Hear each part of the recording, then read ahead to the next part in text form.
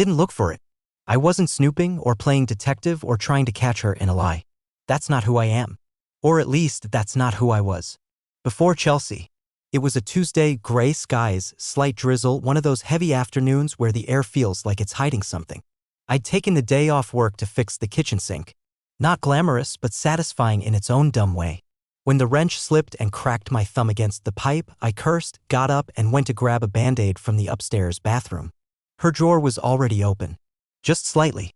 Not like she meant to leave it that way, but like she got distracted and forgot to close it. Inside, wedged between some hair ties and a scented candle she hadn't used in months, was a brand new box of condoms. I stood there for a long minute just staring. We hadn't used protection in years. She was on the pill and we were exclusive, at least I was. I didn't touch them. Didn't pick them up. I just memorized the placement like I was taking a photograph with my eyes. Then I slowly closed the drawer and walked out of the bathroom without patching up my thumb. The blood didn't even matter anymore. That night, I made her favorite pasta with that lemon cream sauce she used to beg me for when we were broke college kids. I even cracked open a bottle of wine. She smiled when she walked in, but her smile didn't reach her eyes. Lately, nothing did. Special occasion? She asked, shrugging off her jacket like she lived in a movie. She always had this flair for dramatics when she wanted to feel untouchable. Nope, I said. Just missed having dinner with you. She kissed my cheek, too quick, too light, and slid into her seat. Then she told me about her coworker Ethan again. The way he made her laugh. The way he accidentally brought her a second coffee because he forgot he already bought her one. She rolled her eyes like it was nothing, but her lips curved a little too much at the memory. That night, while she showered, I slipped into her purse and found a receipt from a hotel 10 miles across town. 2 nights ago. Room service for 2. A single red wine. A Stella. We both hate beer. I didn't say a word. I waited. Chelsea's clever. She'd deny anything if I came at her with half-baked guesses. She'd make me out to be crazy. I've seen her do it before, to friends, to family. Twist a story just enough to walk away clean. So I started building something she couldn't lie her way out of. I went to my friend Aaron, who works in tech. I told him I was worried about Chelsea's safety while she was traveling for work. I asked him to help me set up a GPS tag. He didn't ask questions. Just handed me what I needed and said, "You good, man?" I said yes. I wasn't. I planted the tracker inside the lining of her favorite purse. The one she took to every client dinner. I waited a week. Then 2. Watching the pins drop in places she said she'd never been. Twice it was a hotel. Once it was Ethan's condo. She didn't even try to hide it. That Thursday night, she told me she was going to a yoga retreat. She even packed a yoga mat in the back seat of her car like a prop in a low-budget play. I kissed her goodbye, then followed her. Drove 10 minutes behind, headlights off, GPS flashing in my hand like a countdown. When she pulled into the hotel parking lot again, I parked across the street and watched. She got out of her car in tight jeans and heels. Not exactly downward dog material. Then Ethan walked out the front door. Smirking. Wearing the same hoodie I saw once in our laundry basket and couldn't explain. He opened her door for her. She touched his chest. I didn't flinch. I didn't move. I just watched them disappear into the lobby. And I started planning how to ruin her. Slowly. Quietly. From the inside. I waited 3 hours in the dark. Parked across from that boutique hotel, engine off, seat reclined just enough to hide my face from the outside world. My hands were clenched the whole time. Not from rage. Not even from heartbreak. From the pressure building inside me, the pressure of knowing and not doing. Yet, at 1:12 a.m., the front doors opened. Chelsea came out first. Laughing. Her hand in his. Ethan followed, tugging her close like he owned her. Her hair was messy in the way I used to love. That lazy, sexy chaos that she pretended was effortless. Except now it made me sick. She didn't look over her shoulder. Not once. She didn't know I was there. They got into his car. Not hers. I followed. Back to his condo, the one she swore she'd never been to. I watched the lights turn on upstairs. I saw silhouettes, 2 of them. Close. Moving. Her shape was unmistakable. Then the curtains closed. I didn't stay.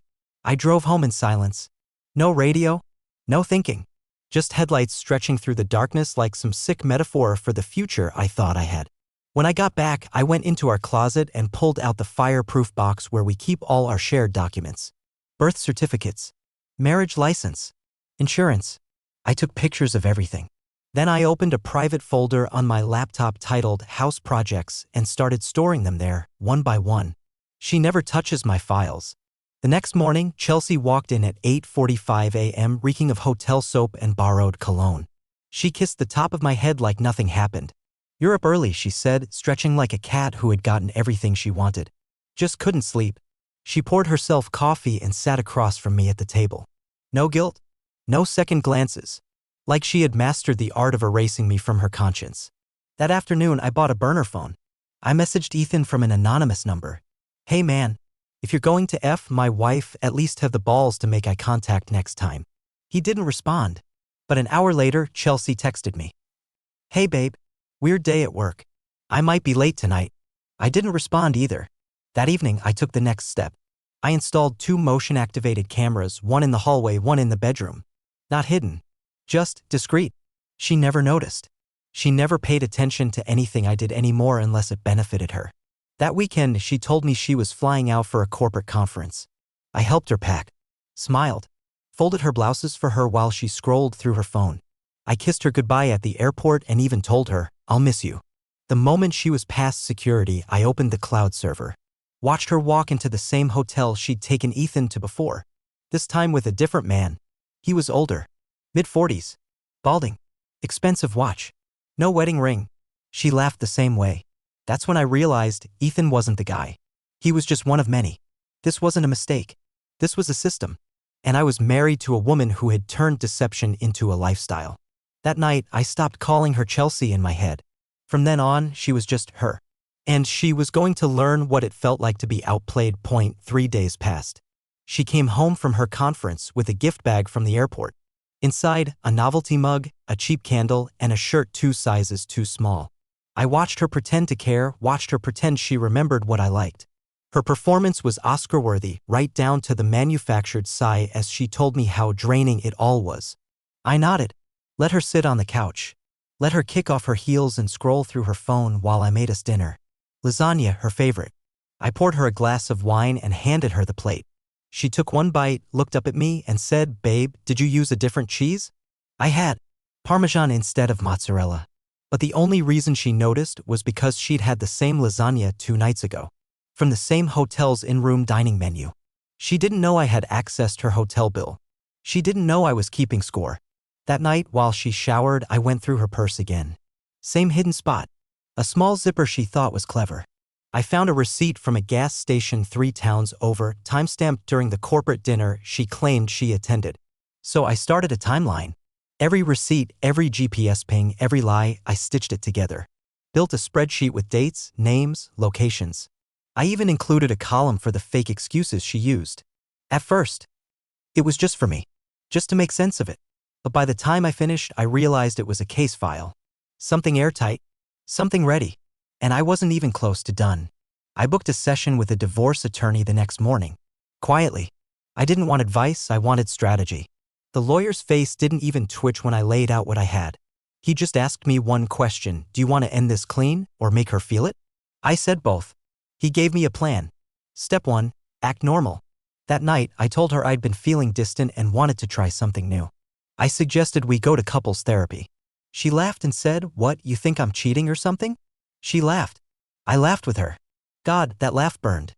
But I nodded and said no. "I just want to feel close to you again." She smiled, leaned in, and kissed me on the lips like a woman who knew she was winning. We booked our first session for the following Thursday. Meanwhile, I sent Ethan a gift. A manila envelope. Inside, photos from the hotel hallway cameras, copies of the text logs I'd cloned from her backup, and a short note that read, "She told me you were just a fling. Thought you should know you're not the only one." No return address. I waited. 2 days later, Chelsea got a text at 11:14 p.m. She turned her phone face down on the nightstand and told me she was tired. But I saw the name on the screen before she flipped it. "Ethan, don't ever talk to me again. You're sick." She tossed and turned all night. She didn't know I was awake the whole time. She didn't know I was smiling in the dark. This wasn't revenge. Not yet. This was just the warm dash-up. By the time Thursday rolled around, I had memorized my role. The good husband. The forgiving partner. The one trying to save what we built. Chelsea walked into the therapy office like she owned the place. Perfect hair, fake soft voice, her face a polished mask of performative concern. "We just hit a rough patch," she said before the therapist even asked. "Ryan's been kind of distant lately." I didn't blink. I let her lie. I let her build her fantasy brick by brick because I was already halfway through the demolition of the real one. When the therapist turned to me, I said, I want to rebuild. But I feel like there are things she's not telling me. Chelsea put a hand on my knee. That carefully rehearsed touch. There's nothing to hide, she said with this wide-eyed innocence that would have fooled any stranger. But I wasn't a stranger. I was her husband. I knew what her lies looked like when she thought no one was watching. After the session, she suggested we grab lunch.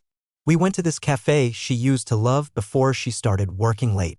She talked about planning a weekend getaway. She even leaned across the table and whispered, let's start fresh.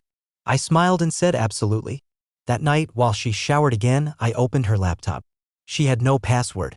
Stupid mistake. I went straight into her email. 2 unread messages caught my eye. Both from different names. Both with the same subject line, last night was perfect. Different men. Same pattern. But the real hit? A draft she hadn't deleted yet. An unsent message to one of them. He's getting suspicious. I'll handle it soon. Just be patient. Once the money's sorted, I'm gone. The money? Our money? I logged into her joint account. Quietly, carefully. That's when I saw the withdrawals, small ones at first, spaced out, timed around paydays. But they added up. Almost $12,000 gone in 3 months. Not traceable through any big purchases. Just vanished. She was draining me. Preparing to leave. But here's the thing, she thought she was ahead of me.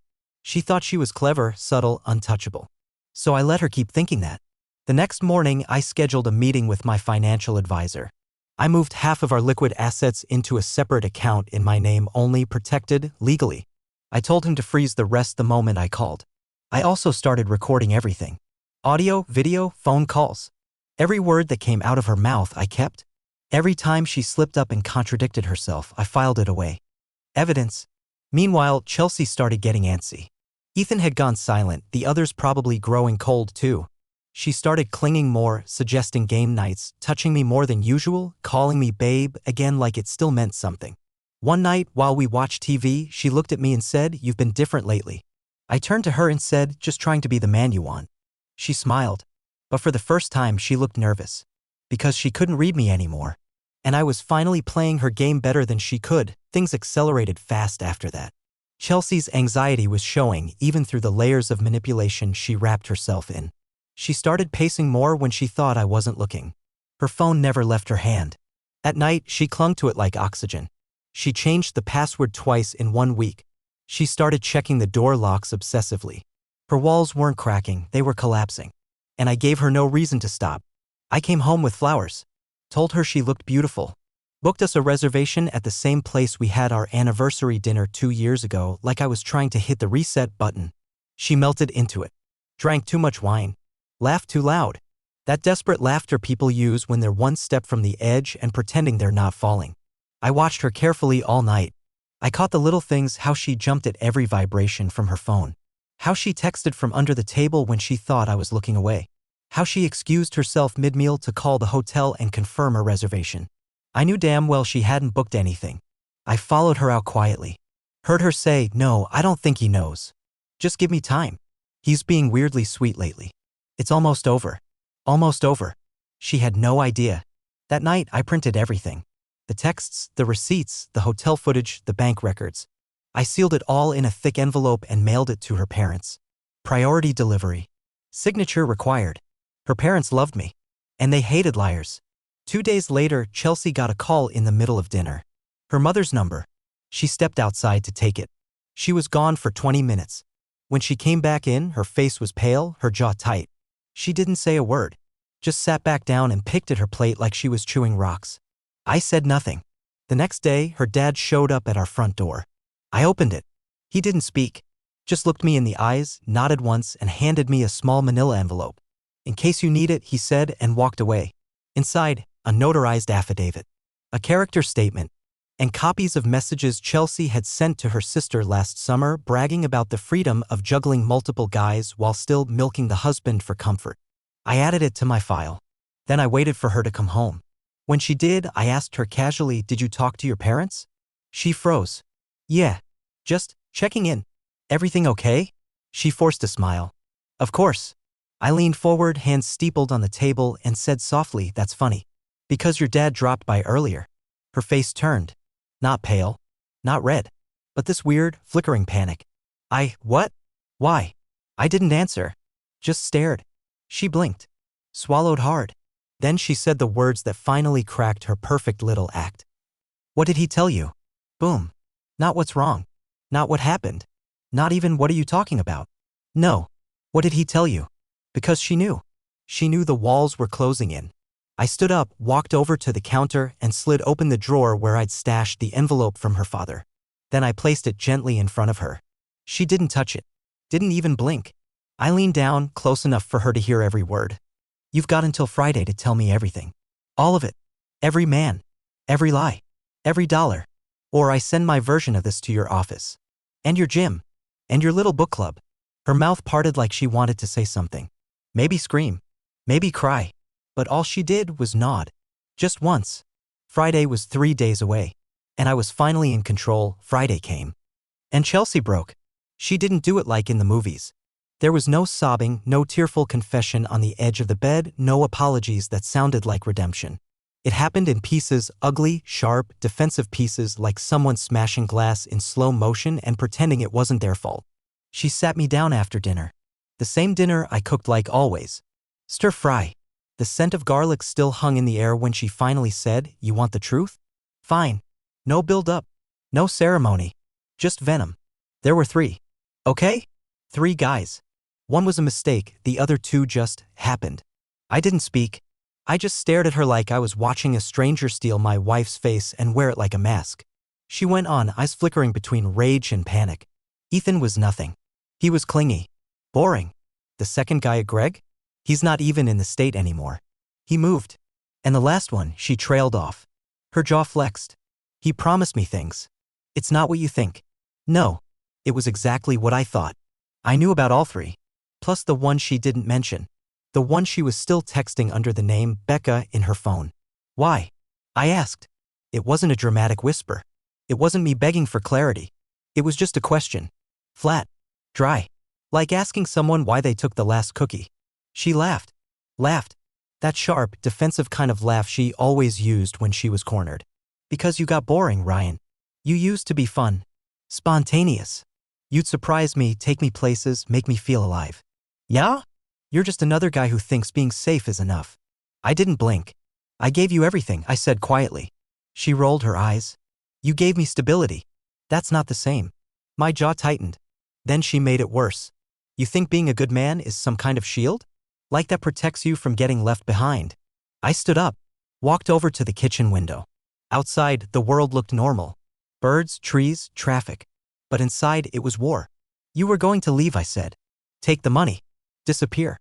She didn't deny it. Just said it was mine too. That's when I dropped the final card. I turned, pulled the flash drive from my pocket and tossed it on the table. Everything's on there. Every message. Every receipt. Every video. It's already been backed up in 3 locations. One of them gets sent if anything happens to me. She froze. All the color drained from her face. Not because she felt guilt. Because she realized she'd lost. I want a divorce, I said. I want the house. I want my money. And I want you gone. She opened her mouth to protest, but I held up a hand. You don't get to talk anymore. She shut it.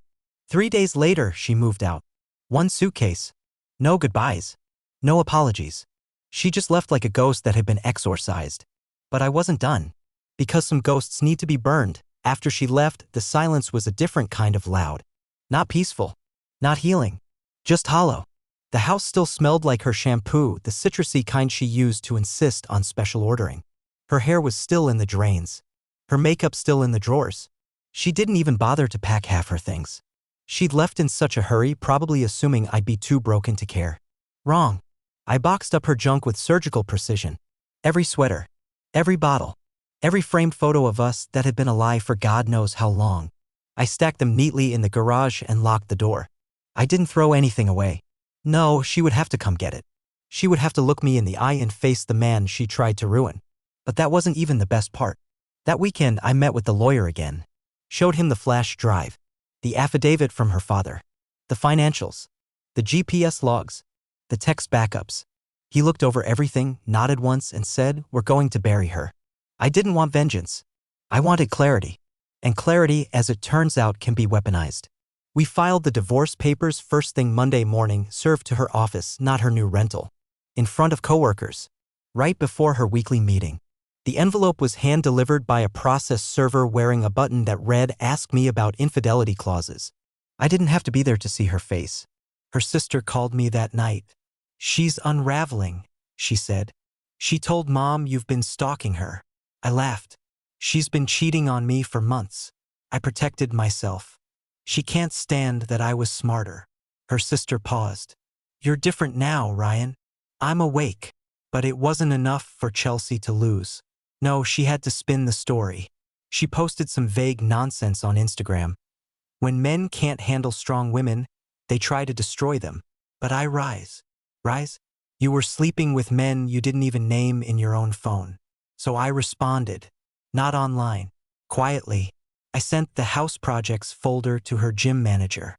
One of the guys she'd been with was a trainer there. I let him know, politely, that she had been intimate with multiple men at the same facility, during work hours, in breach of their employee code of conduct. He was fired that same week. She posted nothing after that. I began sleeping again, eating again, even smiling again. Not because I was over it, God no, but because I'd stopped feeling crazy. I wasn't the broken one. I wasn't the liar. I wasn't the one who traded love for a string of forgettable nights. And every day, Chelsea lived with the knowledge that I hadn't just found out. I had watched, planned, executed. She thought she was writing my ending. But I had the pen the whole time. By the end of the second week, word had spread. Quietly, of course, because scandals like Chelsea's don't make noise in public. They rot in corners, whispered from ear to ear, until everyone knows but no one says anything out loud. Her social circle fractured fast. Natalie, her best friend, the one she used to lie to me about hanging out with, blocked her. No call, no explanation, just disappeared. Turns out, Natalie's boyfriend had received a little gift from an anonymous email address. A video of Chelsea making out with one of her co-workers in a car parked outside the gym. I didn't even have to say a word. I just nudged the first domino. Chelsea started showing up at my house unannounced. Not yelling, not crying, just talking as if all this could somehow be walked back. "You really think this is justice?" she asked one evening, standing on the porch in the same denim jacket she wore the night she cheated the first time. "You think this makes you better than me?" I didn't even open the door. I just said through the glass, "No, but it makes me free from you." She stood there for a long time, eyes glassy, jaw twitching. I thought she might scream, or break something, or finally tell the truth. Instead, she walked away. The next day, I had her removed from the joint insurance, the phone plan, the Netflix account, every piece of life she'd leached onto and never earned. I changed the locks. I emptied her side of the closet. She texted me the following: "You're not the man I married." She was right. That man believed in her. That man bent backward for her. That man loved her. I replied with one line: "No, I'm the man you created." That night, I got a call from Aaron, my friend in tech who had helped with the GPS and backups. "You might want to check this," he said. He sent me a screenshot. Chelsea had created a burner Twitter account under a fake name. It was filled with vague sob stories about emotional abuse, control, being watched. Zero proof, but plenty of followers eager to believe her. I didn't respond. I didn't panic. Instead, I uploaded the video from the hotel hallway, her and Ethan laughing like two high schoolers sneaking out of detention, onto a private page. No names, no locations. Just the date, timestamp, and a single sentence. "Narratives crumble when you have receipts." I sent the link to the same people who followed her burner. It didn't go viral. It didn't have to. It just circulated like a rumor with teeth. Chelsea deleted the account 2 days later. I never heard about it again. But something had changed in me permanently. I had always believed betrayal was something you felt. A punch to the gut, a hot flash in the chest. But the truth? Betrayal is cold, is calculated, is patient. Just like I had become. By the third week, Chelsea wasn't pretending anymore. Not to me. Not to anyone. The fake smiles disappeared. The carefully curated stories dried up. The performative sass that once fueled her every word turned brittle and tired. She showed up again, this time not at the front door, but parked across the street, watching the house. Like she was waiting for something. Or maybe just hoping. I didn't engage. I didn't call the cops. I let her sit in that silence, in the very space she once ruled like a queen. Let her stare at a house she used to own half of.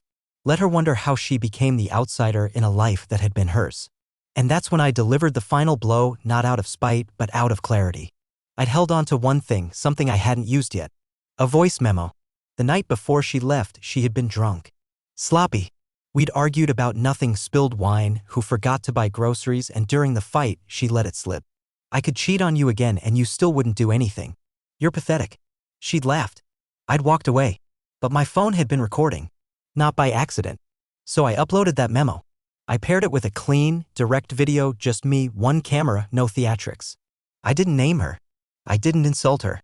I simply said, there's a moment when you stop being angry and start seeing the truth for what it is. Not all monsters look like monsters. Some wear your ring. Some say they love you while they're calculating how to leave. If you're out there and you're being lied to, manipulated, made to feel like you're the problem, start recording. Start watching. You'll find out who they really are. I posted it anonymously. Within 2 days, it hit 100,000 views. By the end of the week, people were quoting it, sharing it, demanding me their stories. I hadn't just exposed Chelsea, I'd opened the floodgates for 100 other Ryans. Men and women who had been gaslit, used, betrayed. Chelsea must have seen it. She didn't message me. But her friend Hannah did. She wrote, "She's not okay. You've completely broken her." And for the first time, I felt nothing. Not satisfaction. Not guilt. Not even vindication. Just nothing. The space she had taken in my mind for years? Empty.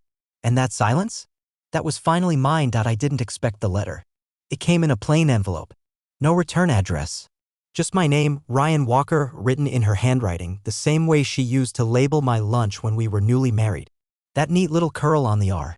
The pressure points on the W. I stared at it for a good 10 minutes before opening it, fingers unmoving, heart oddly calm. Inside, 2 pages, handwritten. No apology. No regret. Just Chelsea raw. Stripped of the games. The tone was bitter. Defensive. But also scared. "You've made your point," she wrote. "I get it. You're the better person. The stronger one. Congratulations. You win." She called it a game. That's when I knew she still didn't get it.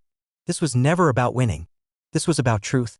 About finally pulling the mask off a woman who had hidden behind love while she chipped away at everything we'd built. She went on. "I messed up. Fine. But I wasn't alone in this. You weren't some saint. You got boring. Predictable. Obsessed with being good instead of real." She kept going. No ownership. No reflection. Just excuses wrapped in venom. But then on the second page, something changed. A shift. I have nothing left. My parents won't speak to me. My sister blocked me. Ethan? He told everyone at the office.